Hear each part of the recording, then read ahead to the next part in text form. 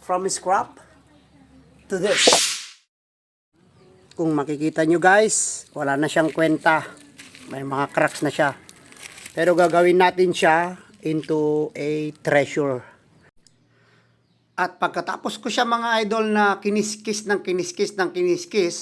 ay talagang eto na po yung kanyang kinalalabasan. At ayan, nilalagay na namin ng aking binata yung aking lampshade, no? Lampshade na pisngi ng kahoy.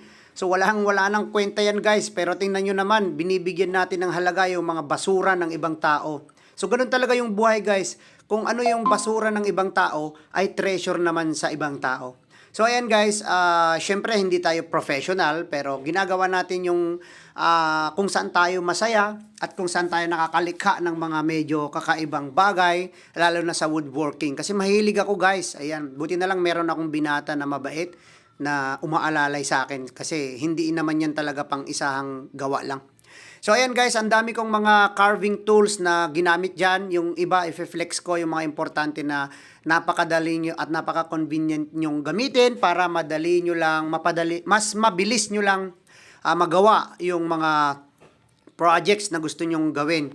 So ayan, kino-convert ko na siya sa ating lights. So partially lang to guys, wala pa naman tayong bobida kasi wala pa tayong budget. So ayan, kung gusto nyo ng mga ganitong ginagawa ko mga idol ay please like and share, follow na din para magkaroon naman ako ng mga followers guys kasi syempre gusto nating mapaangat yung ating pages. Yan.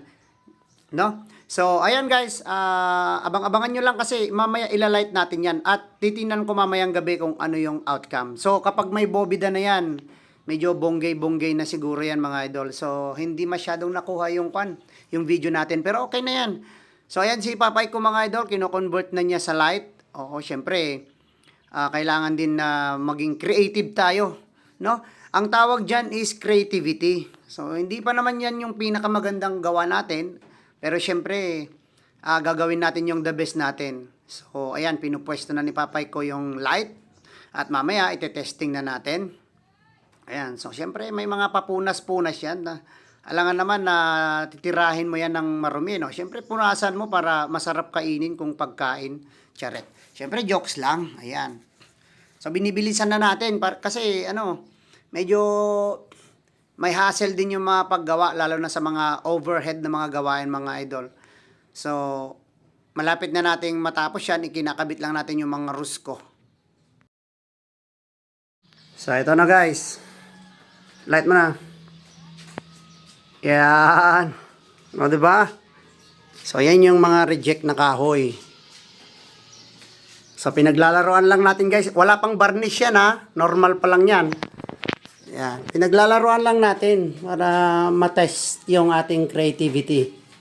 So, mamaya i-flex ko yung mga carving tools na ilalagay ko dyan ha. Na inano ko dyan na ginamit ko. Yung mga sanding disc. O, diba? Kulang lang tayo sa bobida, pero goods na yan, guys.